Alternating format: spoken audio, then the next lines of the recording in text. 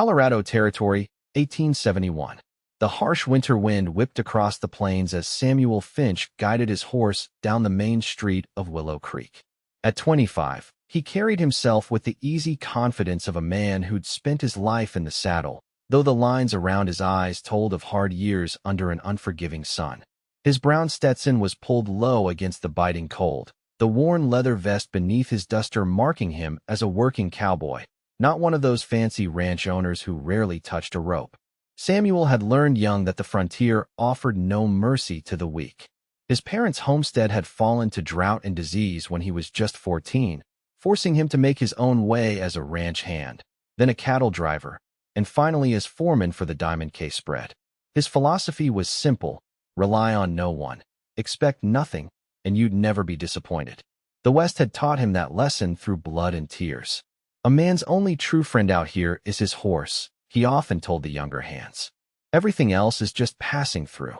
Yet beneath that hard-won wisdom lay a gnawing emptiness that sometimes woke him in the night. The knowledge that for all his capabilities, he had no one to share his life with. No one who would mourn him when the frontier eventually claimed him, as it did all men. Still, he pushed such thoughts away. Romance was a luxury for townfolk and Easterners. Out here, such attachments were dangerous distractions. Samuel had ridden into Willow Creek for supplies before the winter storms isolated the Diamond K for weeks. The town was growing, but still rough around the edges. A church, a schoolhouse, a handful of saloons, and Mercer's General Store, which served as the heart of the community. Samuel tied his horse outside the store, stamping his boots against the cold as he prepared to collect what he needed and be on his way. Inside, the store buzzed with pre-storm activity. Settlers and townspeople gathered supplies, their voices a low murmur against the howl of wind outside. Samuel nodded politely to those he recognized, but kept to himself, mentally tallying what he needed to purchase. That's when he first saw her. She stood at the counter, a young woman with honey blonde hair peeking from beneath a modest blue bonnet that matched her simple but well-kept dress. Even from a distance, Samuel could see she carried herself with quiet dignity, though something in her posture suggested weariness beyond her years. When she turned slightly, he caught the profile of her face, delicate features, high cheekbones, and eyes that seemed to hold both gentleness and determination. "I'm sorry, Miss Sinclair, but your credit's been extended as far as I can allow," Mr. Mercer was saying, his voice low but carrying in the crowded store. "Without proper collateral or a man's signature, I simply can't. My farm is collateral enough, Mr. Mercer," the young woman replied, her voice soft but firm. "The winter wheat will come in by spring, and you'll have your payment in full, plus interest." "A woman farming alone is a risky venture," Mercer responded, not unkindly, but with the certainty of a businessman protecting his interests. "Perhaps if your brother returned, or if you considered Mr. Holloway's offer of marriage. I need flour, salt, coffee, and ammunition to last the winter," she continued, as though she hadn't heard him. "Nothing extravagant." Samuel found himself moving closer, pretending to examine a display of work gloves while listening to the exchange. "Miss Sinclair, please understand my position. I've extended credit to you twice now since your brother left. The community respects your determination, truly, but a 20-year-old woman cannot manage that homestead alone through another winter. It's not proper, and it's not sensible." Color rose in the young woman's cheeks, but her voice remained steady. "Then I'll take just the ammunition today. I can hunt for food." Mercer shook his head. "Charlotte, please be reasonable." Samuel was surprised by the sudden surge of admiration he felt for this woman, Charlotte Sinclair, standing her ground with quiet strength in a world designed to break her.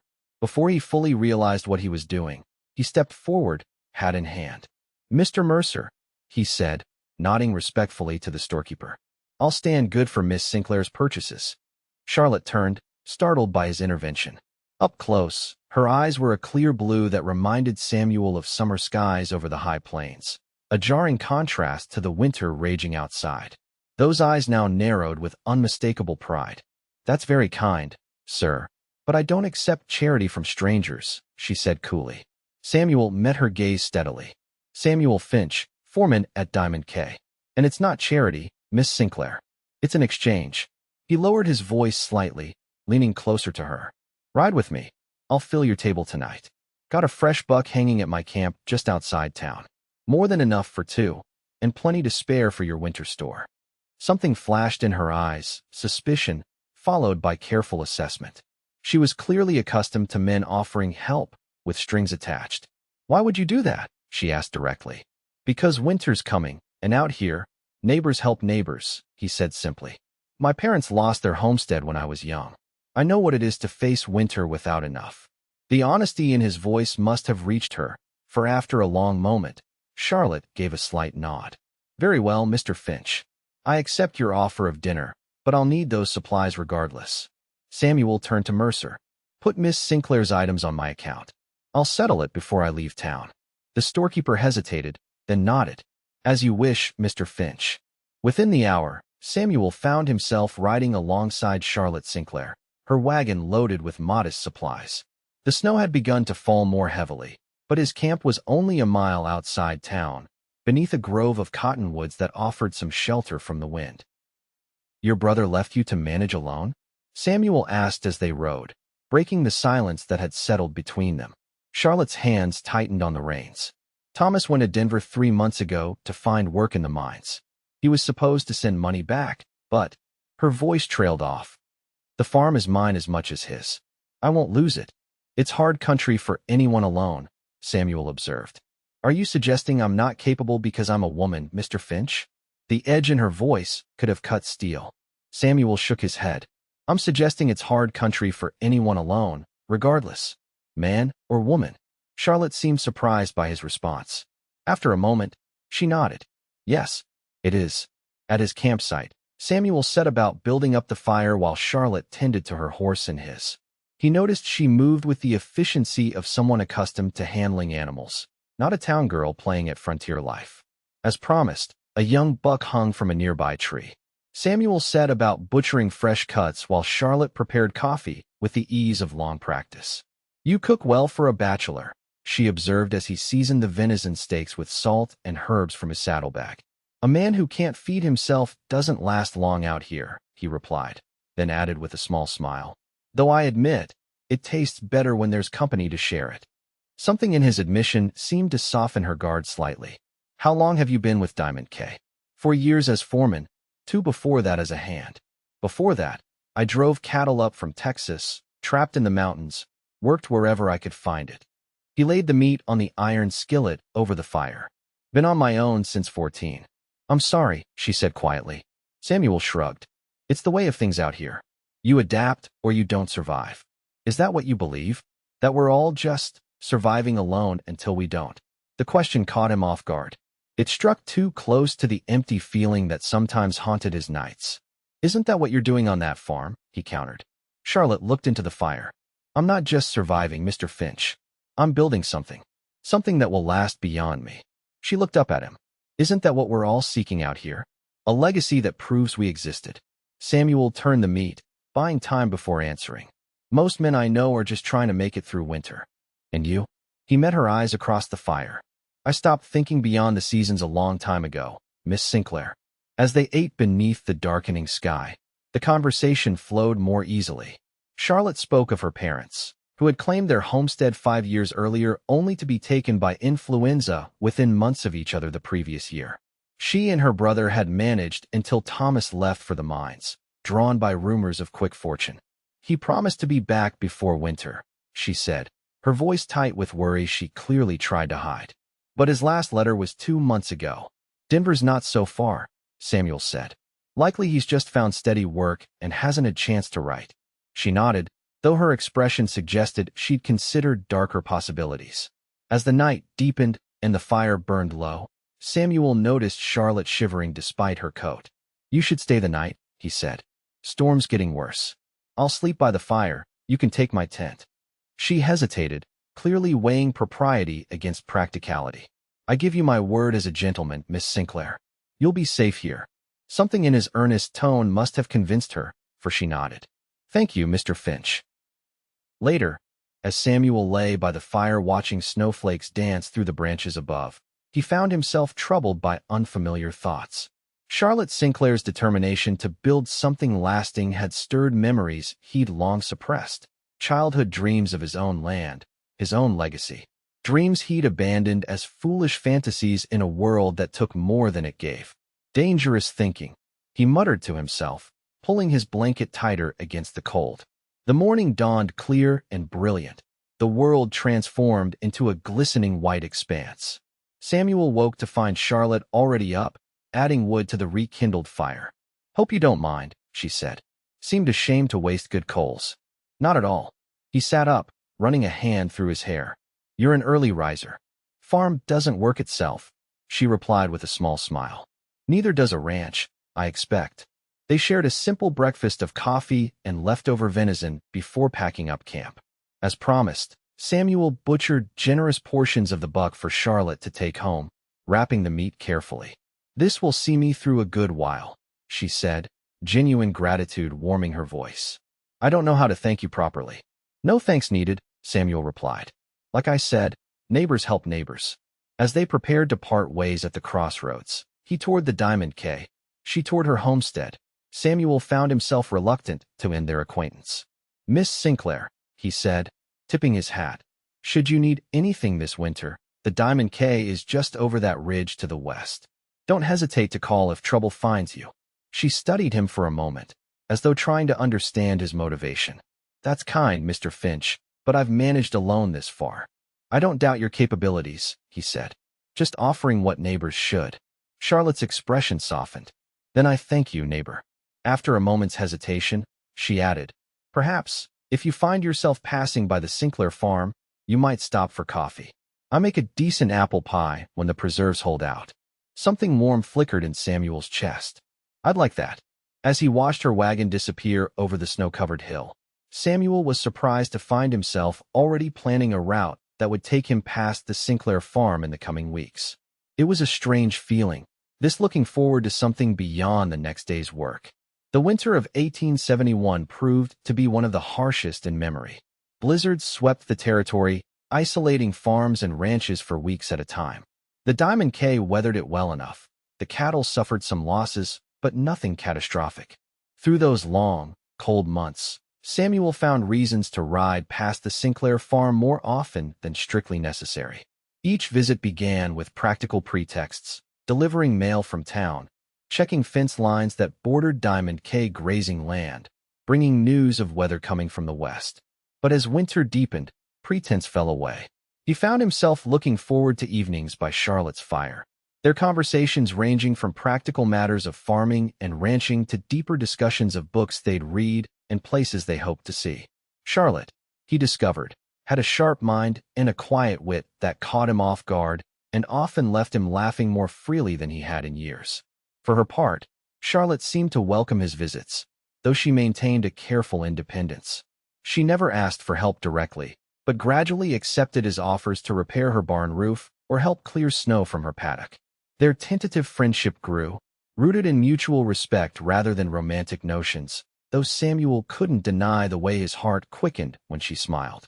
One evening in late February, as they sat before her fire sharing the last of her precious coffee, Charlotte broached a subject they'd both carefully avoided. "Samuel," she said, for they'd long since abandoned formalities, "why have you never settled on your own land? A man with your skills could have claimed a fine homestead years ago." He stared into the flames, considering his answer. "Settling means putting down roots. Roots can be torn up. You fear losing something if you build it?" Her perception was unsettling. "I've seen too many broken by this country. Good people who worked themselves to death for a dream that slipped away." He looked at her directly. "My father died still believing next season would be better. My mother followed soon after, her heart broken by more than just illness." Charlotte was quiet for a moment. "So you chose to build nothing rather than risk losing everything." Her words struck like a physical blow. "I built a reputation, made myself valuable to the Diamond K. That's not nothing." "No," she agreed softly. "It's not nothing. But is it enough?" He didn't answer, and she didn't press further. But that night, riding back to the ranch through starlit snow, her question echoed in his mind. For the first time in years, Samuel allowed himself to imagine a different future, one with land of his own, a home built by his own hands. And try as he might to prevent it, in those imaginings, Charlotte moved through rooms he had yet to build. "Fool's thinking," he muttered to his horse, who flicked an ear back sympathetically. March brought the first hints of spring, melting snow revealing muddy fields and the promise of green to come. Samuel continued his visits to the Sinclair farm, where Charlotte had begun preparing her fields for planting. It was during one such visit that disaster struck. Samuel arrived to find Charlotte struggling with her plow horse, which had been spooked by something in the tree line. Before he could intervene, the animal reared, catching Charlotte with a hoof that sent her sprawling into the mud. Samuel was off his horse in an instant, heart hammering as he knelt beside her still form. "Charlotte," she stirred, dazed but conscious, blood seeping from a gash on her temple. "Samuel? What? Don't move," he ordered, gently examining her wound. "That's a nasty cut." Despite his protests, Charlotte insisted on getting to her feet, though she swayed dangerously once upright. Samuel steadied her with a firm arm around her waist. "You need a doctor," he said. "I need to finish preparing this field," she countered, though her voice lacked conviction. "The field will wait. You won't do your farm any good by collapsing face first in the mud." In the end, she allowed him to help her into the house, where he cleaned and bandaged her wound with supplies from her modest medical kit. The cut wasn't as deep as he'd feared, but the blow had left her dizzy and disoriented. "You should rest," Samuel said, his voice gentler than she'd ever heard it. "I'll tend to your animals and come back to check on you." Charlotte's blue eyes met his, vulnerability showing through her usual composure. "Thank you, Samuel." He nodded, suddenly aware of how close they were sitting, of the delicate curve of her neck where a few honey-blonde strands had escaped her practical braid. Clearing his throat, he stood abruptly. "Rest now. I'll be back soon." For the next 3 days, Samuel divided his time between Diamond K duties and caring for Charlotte's farm. He rose before dawn to complete his foreman responsibilities, then rode to the Sinclair homestead, where he tended livestock, repaired equipment, and checked on Charlotte's recovery. On the third evening, he found her sitting at her kitchen table, the bruising around her temple faded to yellowish green, a determination in her eyes he recognized all too well. "I'll be resuming my work tomorrow," she announced as he entered. "Charlotte, I appreciate your help more than I can say, Samuel, but I can't afford to lose any more days." "The planting is already done," he finished. She stared at him. "What?" "I planted the south field yesterday, the western one this morning. Used your seed stock, followed the rotation pattern you showed me last month." He shrugged at her astonished expression. "It needed doing." Charlotte stood slowly, her eyes never leaving his face. "You did that? For me?" "For a neighbor," he said, though they both knew it was far more than that. She crossed to him then, reaching up to touch his cheek with fingers that trembled slightly. "No, you did it for me." The moment stretched between them, charged with unspoken feelings. Samuel found himself leaning toward her, drawn by a force stronger than his carefully constructed defenses. When their lips met, it was gentle at first, tentative, then deepening with a sudden urgency that left them both breathless.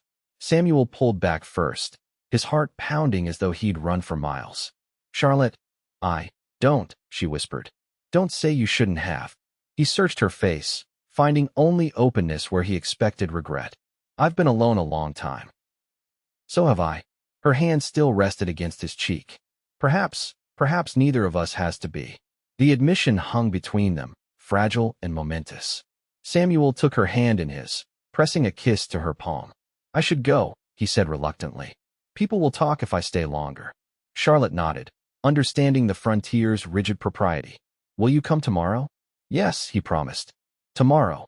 As spring advanced, so did their relationship, blossoming like the wildflowers that covered the prairie. Samuel found himself sharing thoughts he'd never spoken aloud, dreams he'd abandoned long ago. Charlotte listened without judgment, offering her own hopes in return. Yet even as they grew closer, Samuel couldn't fully silence the voice of caution that had kept him safe for so long. The harsh reality of frontier life had taught him that happiness was fleeting, that attachment meant vulnerability. These fears came to a head one evening in late April, as they walked the boundary of Charlotte's farm, discussing the coming season. "Mr. Holloway offered to buy the southeast corner again," Charlotte mentioned, referring to the wealthy rancher whose land bordered hers. "Offered more this time." Samuel frowned. "Holloway's been expanding aggressively, pushing out smaller homesteaders." "I know." She sighed. But with the money, I could upgrade the irrigation system, maybe even hire help for harvest. Or you could lose it all if the improvements don't pay off immediately, Samuel cautioned. Holloway would be waiting to take the rest when you couldn't make payments. Charlotte stopped walking to look at him directly. You don't think I could make it succeed? I think the deck is stacked against small farmers, especially. He stopped himself. Especially women? She finished, her voice cooler. Is that what you think, Samuel? That I'm destined to fail because I'm a woman alone? That's not what I meant. Then what did you mean? The challenge in her eyes was unmistakable. Samuel ran a hand through his hair in frustration. I meant this country breaks people, Charlotte. Good people with dreams and determination. I've seen it happen over and over. So your answer is to never try? To never build anything worth losing? The hurt in her voice cut deeper than anger could have. I thought you were beginning to see differently. I'm being realistic, he insisted. This isn't some Eastern fairy tale. This is the frontier, where one bad season, one injury, one mistake can take everything. Charlotte's expression hardened. Then why are you here, Samuel? If you believe I'm fighting a losing battle, why waste your time? The question struck at the heart of his conflict, his growing feelings for her against his deep-seated fear of loss. I care about you, he said finally. More than I should. But not enough to believe in what I'm building. She shook her head, disappointment etched in her features. I need more than that, Samuel. I need someone who shares my vision, not someone waiting for it to crumble. The truth of her words stung. Before he could respond, the distant sound of an approaching rider drew their attention. Samuel instinctively moved slightly in front of Charlotte, hand dropping to the revolver at his hip. The rider approached at a casual pace, becoming recognizable as he drew nearer. Jack Murphy, one of the hands from Diamond K. Finch. Murphy called, reining in his horse. Been looking all over for you. Boss needs you back at the ranch, pronto. What's happened? Samuel asked, tension evident in his stance. Telegram from Denver, Murphy replied, his eyes flickering briefly to Charlotte. Boss didn't say what, just that it's urgent. Samuel nodded. Tell him I'm on my way. As Murphy rode off, he turned back to Charlotte. I have to go. I know. Her expression had softened slightly. We can talk another time. He wanted to say more, to bridge the gap that had opened between them, but duty called. With a nod, he mounted his horse and rode toward Diamond K, their unresolved argument hanging heavily in the air behind him. The telegram waiting at the ranch office changed everything. Read it yourself, Mr. Keller, the ranch owner, said gruffly, passing the paper to Samuel. Thomas Sinclair gravely injured, stop mining accident, stop request family, come immediately, stop St. Francis Hospital Denver. Stop. Samuel felt the blood drain from his face. When did this arrive? This morning. Took a while to find you.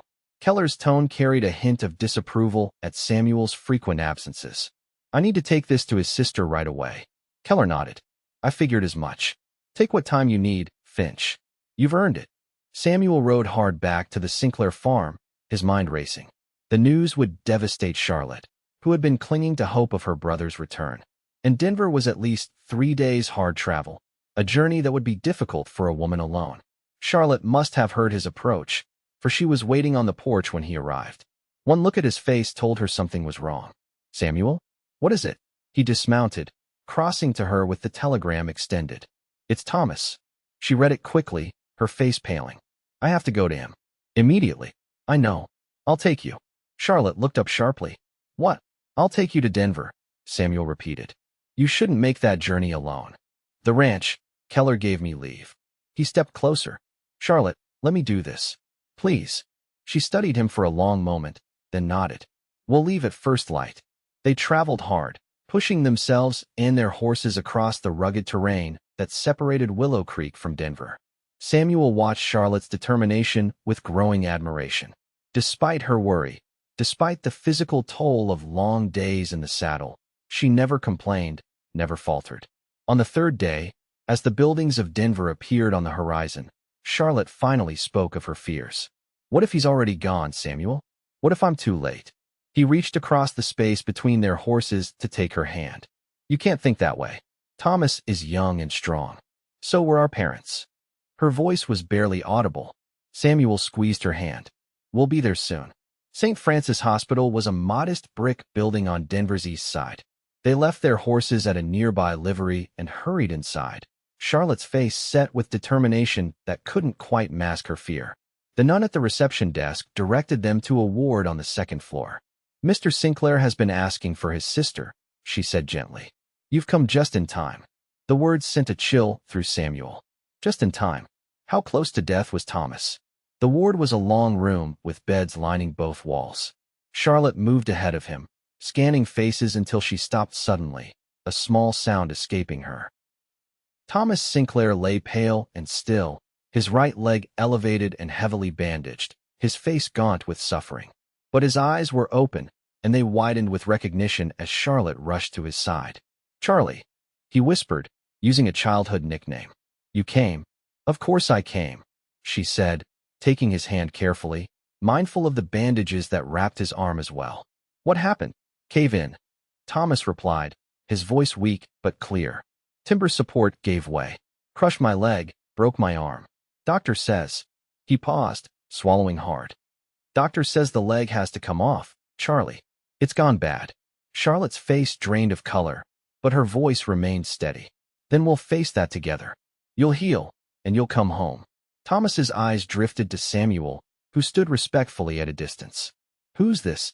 "Samuel Finch," Charlotte said. "A friend. He brought me to you." Samuel stepped forward, nodding to the injured man. "Your sister's been mighty worried about you, Mr. Sinclair." A ghost of a smile crossed Thomas's face. Just Thomas. And knowing Charlie, worried means she's been working twice as hard to keep the farm going. "She has," Samuel confirmed, admiration evident in his tone. "Your sister's the most determined woman I've ever met." Something passed between the men then, an understanding, a recognition of shared concern for Charlotte.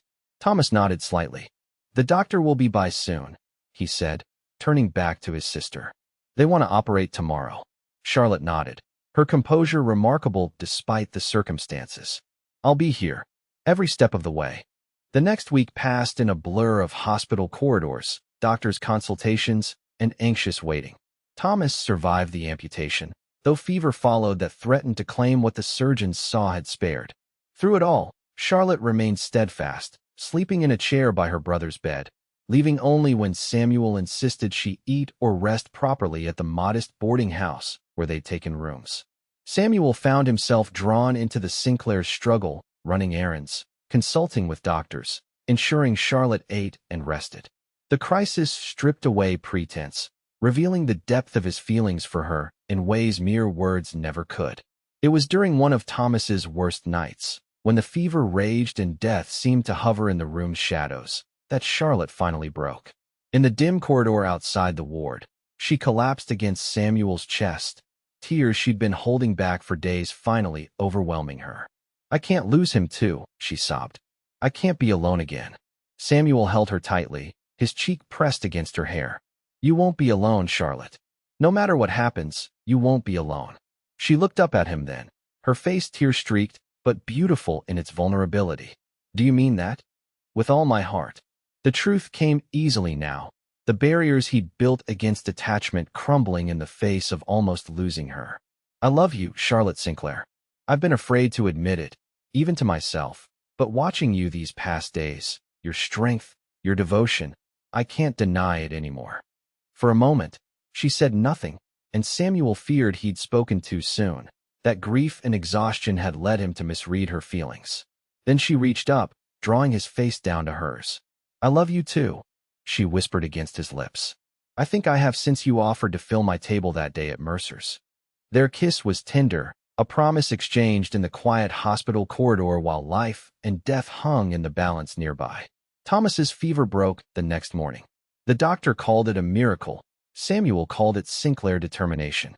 Whatever the cause, Thomas began a slow but steady recovery, though it was clear he would never return to mining or farming with the same vigor. As Thomas grew stronger, discussions turned to the future.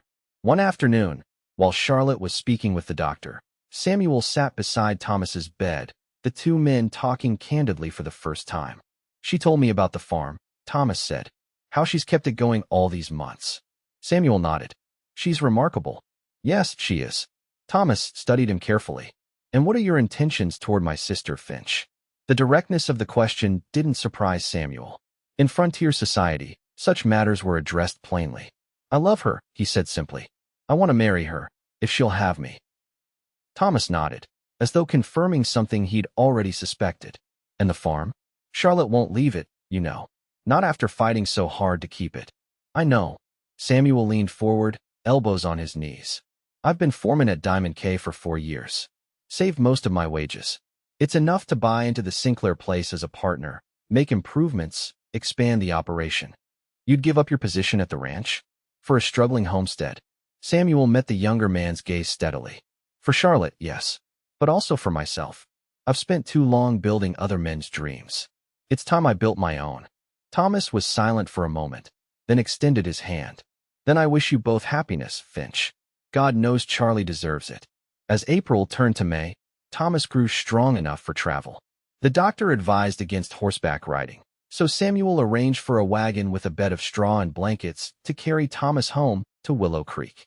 The night before their departure, Samuel walked with Charlotte through the gaslit streets of Denver.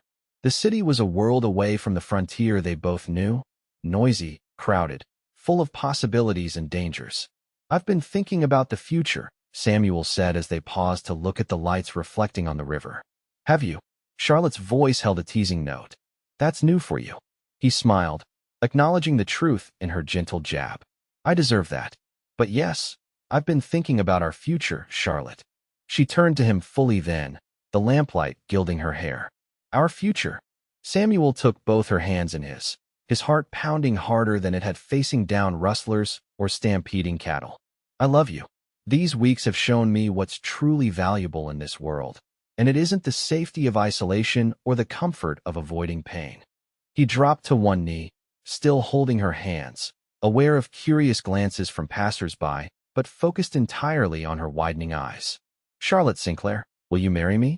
Will you build a life with me, knowing that the frontier gives no guarantees, but promising to face whatever comes together?" For a heartbeat, she simply stared at him, tears welling in her eyes. Then she pulled him to his feet, her smile brighter than all of Denver's lamps combined. "Yes," she whispered. "Yes, Samuel Finch. I will marry you." Their kiss sealed the promise, witnessed by strangers and stars alike, a declaration against the harshness of the frontier, a statement that love could indeed flourish in the West's unforgiving soil. The journey back to Willow Creek took longer than their frantic ride to Denver, but the mood was lighter despite Thomas's discomfort. Plans were made, dreams shared. Thomas insisted that Samuel and Charlotte should marry as soon as possible, with him standing as witness despite his crutches. "The farm needs both of you," he said pragmatically, "and I'll need time to decide what I'll do next." As they crested the final ridge that overlooked the Sinclair farm, Charlotte gasped. Even from a distance, they could see something was wrong.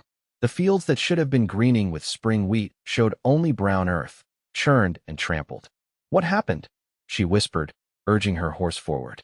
As they drew closer, the destruction became clearer. Fences had been pulled down, the carefully planted fields deliberately destroyed. The farmhouse stood intact, but the barn door hung askew, as though someone had tried to force it open. "Holloway," Thomas growled from his place in the wagon. "Has to be." Samuel's jaw tightened.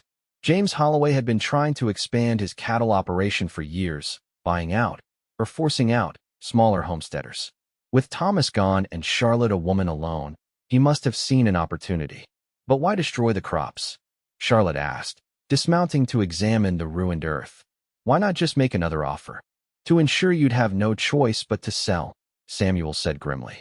"With the crop destroyed, you'd have no income, no way to repay Mercer for supplies." Charlotte's face hardened with anger and determination. "He's mistaken if he thinks this will make me sell." But the reality of their situation was grim. Without the wheat crop, the farm's future looked bleak. Even with Samuel's savings, rebuilding would take time they might not have. That evening, as they settled Thomas in the farmhouse, a rider approached. Ben Wilson, Holloway's foreman, a hard-faced man with cold eyes. Samuel met him in the yard, positioning himself between Wilson and the house. "Finch," Wilson acknowledged with a nod. "Didn't expect to see Diamond K's foreman out here." "I'm not here for Diamond K," Samuel replied evenly. "What do you want, Wilson?" The foreman glanced at the ruined fields, not bothering to hide his satisfaction. Mr. Holloway sent me with a message for Miss Sinclair. He's still willing to buy her out, though the price has dropped considering the unfortunate condition of the property. Get off this land, Samuel said, his voice dangerously quiet. Wilson smirked. Holloway thought she might be stubborn, especially with her brother back. That's why he wanted me to mention that accidents happen out here. Mining accidents, farming accidents, all kinds of accidents. Samuel's hand moved to his gun, but before he could respond, Charlotte appeared beside him, shotgun in hand. You tell Mr. Holloway that the Sinclair farm is not for sale, she said clearly. Not now, not ever. And if he or any of his men set foot on my property again, I won't be responsible for the consequences. Wilson's eyes narrowed, but he recognized the steel in Charlotte's voice. With a mocking tip of his hat, he turned his horse and rode away. He'll be back, Samuel said once Wilson was out of earshot. With more men. Charlotte lowered the shotgun. Then we'll be ready. That night, as Thomas slept, exhausted from the journey, Samuel and Charlotte sat at the kitchen table, facing the harsh reality of their situation. We have 3 problems, Samuel said practically. The destroyed crop, Thomas's recovery, and Holloway's threats. Charlotte nodded, her face illuminated by the lamplight, revealing both fatigue and resolve. Thomas needs time to heal properly, and I won't put him at risk by staying here if Holloway intends violence. We could go to the sheriff, Samuel suggested. With what evidence? The crops could have been trampled by stray cattle, and threats are just words unless acted upon. She sighed, rubbing her temples. No, we need another solution. Samuel was silent for a moment, turning possibilities over in his mind. Then an idea began to form, one that might address all 3 problems at once. What if we weren't here? He said finally. Charlotte frowned. What do you mean? What if we sold the farm?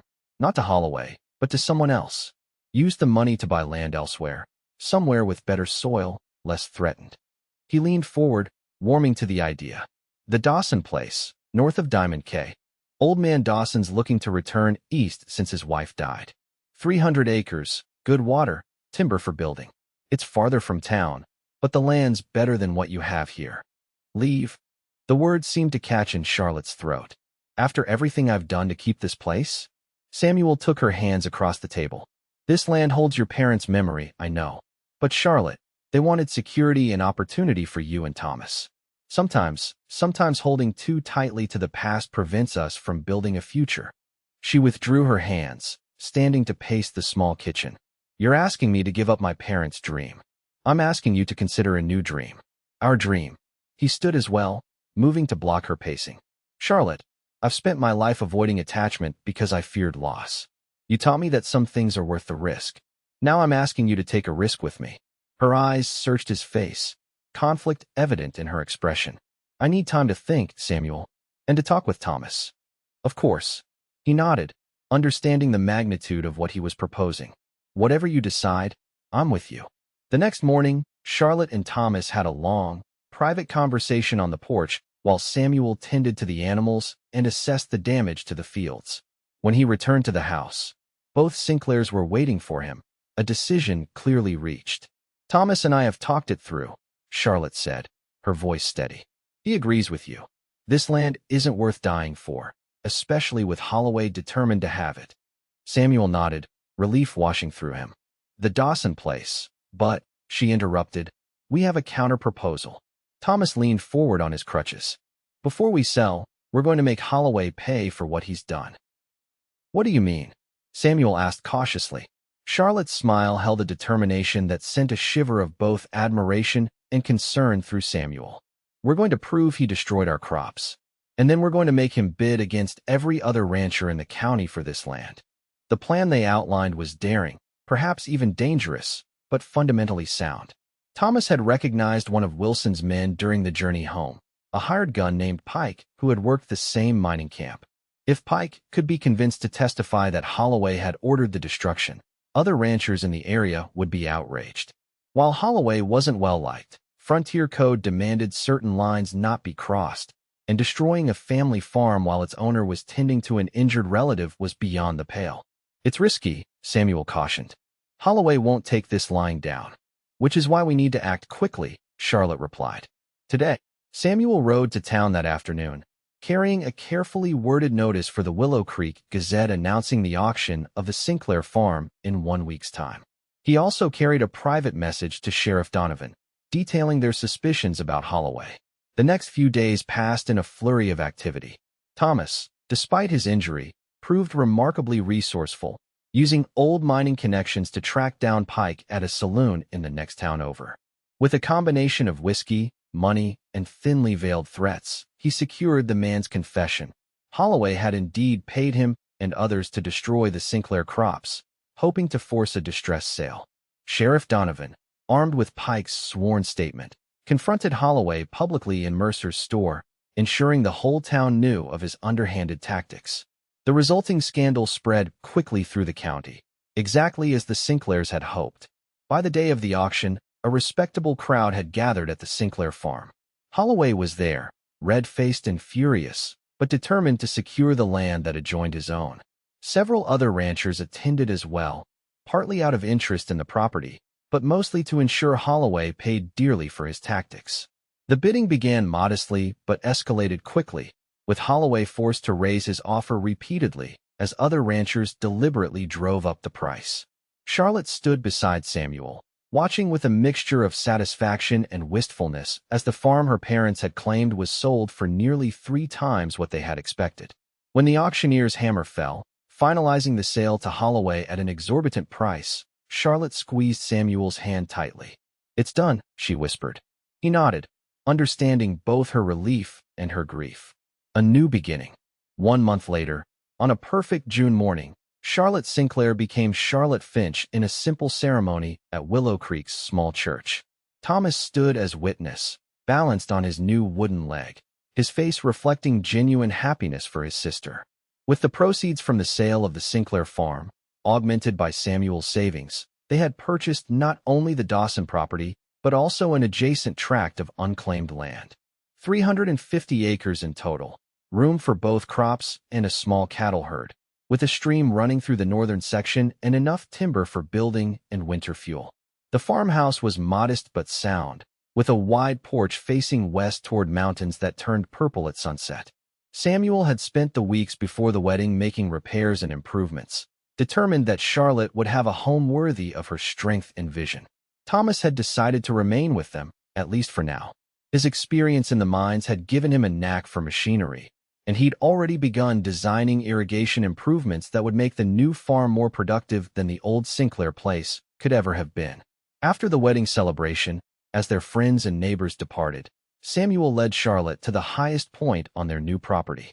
The summer sun was beginning its descent, bathing the land in golden light that seemed to promise abundance.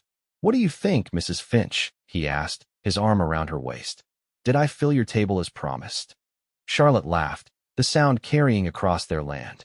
"You did far more than that, Samuel. You filled my heart." She turned in his arms to face him. "Are you still afraid? Of what we might lose?"